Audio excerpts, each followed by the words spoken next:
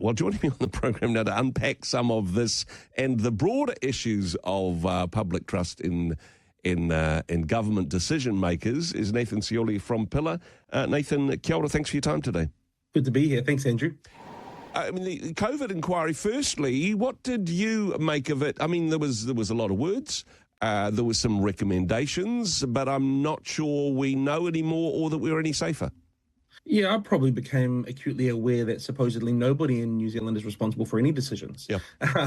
People refuse to front up for questioning to the committee and the inquiry, and then when certain things were exposed, say overspending and advice that was not accepted on vaccinations for 12 to 17-year-olds or even keeping Auckland in lockdown, there didn't seem to be anybody responsible for those questions. I very clearly remember people making those recommendations at the pulpit at 1 p.m. every day for our one source of truth. But now it seems those same individuals are very, very muddy on the details around who said what, who takes responsibility for what. And as you said in the opening, it just doesn't do anything positive for public sentiment and trust around public service and government. One thing I wanted to ask you, particularly with your pillar hat on, and I see you do have your pillar hat on, it's a great hat, but in terms of individual rights and liberties, for example, if the Royal Commission showed that there were actions taken by politicians and government officials during that period of time which impinged on the basic human rights, that went against current human rights legislation in New Zealand, and that people's rights were trampled over in some way, you would think that legally there should be consequences against those who did the trampling. Absolutely. And I think you've been very generous in your packaging of that question with a lot of ifs and buts and allegedlys.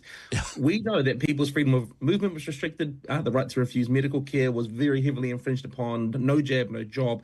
That is unprecedented. And I hate to use that word because it is a popular word from that period of time. But people, and I remember very clearly, people at the time were just sort of swept up in the frenzy and the worry and the stress that we forgot about our rights. And the government and the lawmakers and the legislators and the courts didn't do their role in defending and protecting those rights.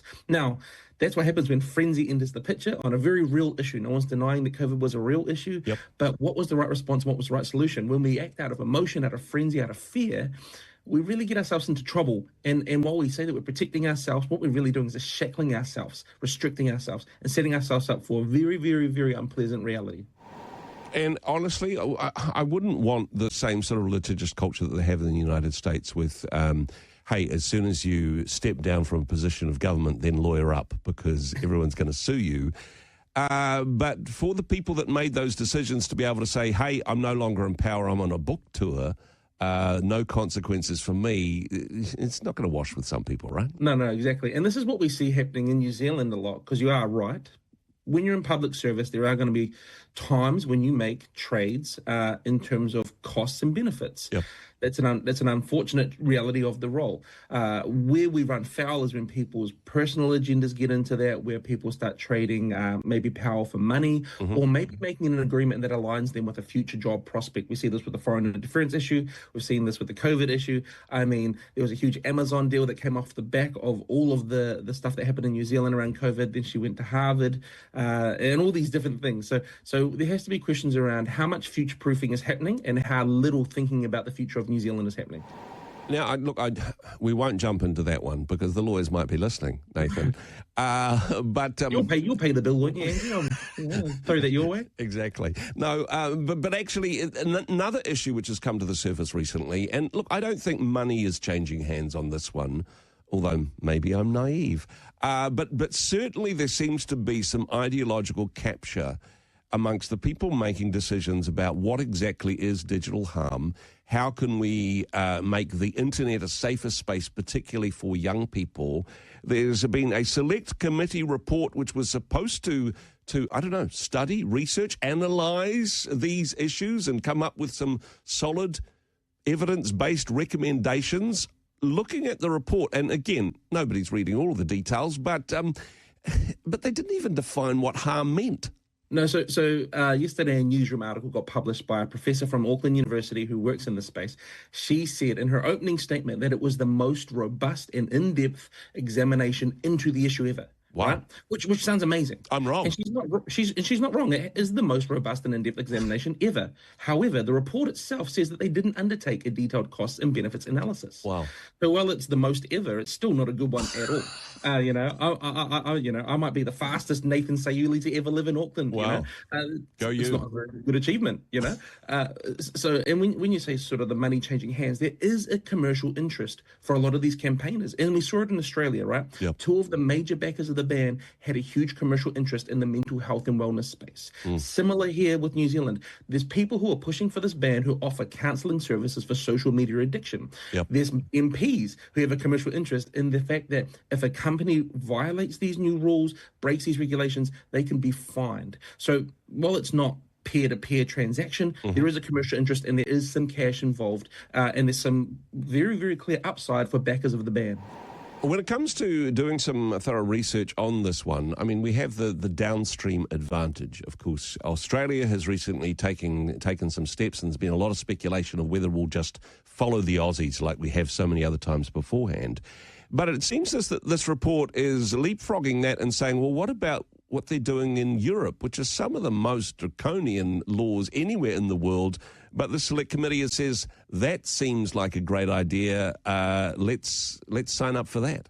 There's a number of sound bites where the MPs pushing this, the Catherine Wedds and the Erica Stanfords and the Christopher Luxons, are saying, well, we're not just going to follow blindly. The report itself expressly states that they are going to follow the likes of Australia, the UE, and the UK, and even Canada. Yep. That, as you've said, are some of the most draconian, most repressive and suppressive speech laws digitally to exist anywhere in the world. And they don't just have digital implications. There's people in the UK being arrested right now for sharing memes, for commenting on posts, and for following certain accounts. In Australia, the ban hasn't worked. Meta's come out and said, sure, we deleted 5 million accounts, but there's no way for us to know whether those 5 million accounts were actually belong to people who have multiple accounts, whether they actually fall within the age range. And even investigative journalists in Australia have done reports about children who are still online under new aliases. They were called newly minted adults, and they've been exposed to far worse content than they were before because now there's no protection from those systems like YouTube and Meta.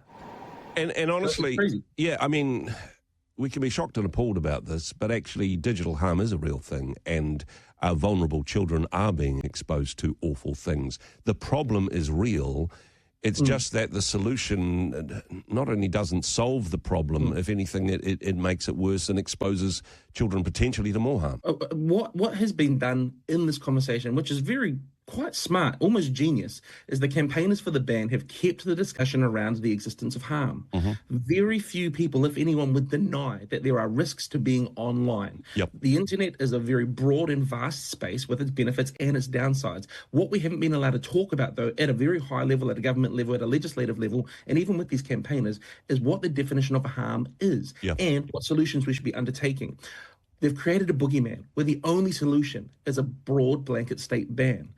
We at Pillar actually think that's the worst idea possible because what the fruit of that and what the suggestions and the recommendations are is an online regulator, new online regulation, a bureaucrat who would have all power to pull the plug on any platform in New Zealand that they deem to be platforming harmful content. Again, entirely subjective, and comes at a huge cost to our digital and communication landscape in New Zealand. There's no proof that this will work. In fact, there's heaps of proof that it won't work, but they're refusing to listen, even to people like YouTube who are offering them hard data. Wow. So even people in the industry who are saying, hey, this is what we know, the Select Committee saying, oh, no, we've already come to our conclusion before we even met together. Exactly. YouTube approached the committee and said, hey, we're dealing with this in Australia. Would you like to speak to us? The committee said no. Wow. And Dr. Parmjit Parmar of the ACT Party, who was part of that committee, came out and she said, that is a sign to me that this was premeditated, that it was a preemptive answer, that they knew what they wanted to say. Their excuse was, well, we weren't resourced, we weren't equipped enough to find the correct answers. The government will be far more equipped. Now, as a Select Committee, that's a denial of responsibility. You're pushing the buck. You're kicking the can down the road. It's absolutely your job to research, to question, to inquire. It's the inquiry that had no inquiry. Yeah. So I don't know where they get off doing this. They got paid thousands and thousands of tax dollars to carry this out, and they've produced effectively 45 pages of nothing. One recommendation that has come through, though, and this is perhaps the scariest of them all, speaking of people being paid large amounts of money for not achieving much, is that there will be a regulatory body of unelected officials who will be able to decide on a case-by-case basis, is this harm? Is addiction to internet pornography harm? Is being exposed to a political ideology that we disagree with harm? Is spending too much on your phone when you should be playing outside harm? We don't know the answer to this, and we're handing the keys to a group of individuals, not elected, probably appointed for ideological reasons, who are going to make this decision not only for the safety of children, but in potentially situations where it's against the wishes of the parents as well.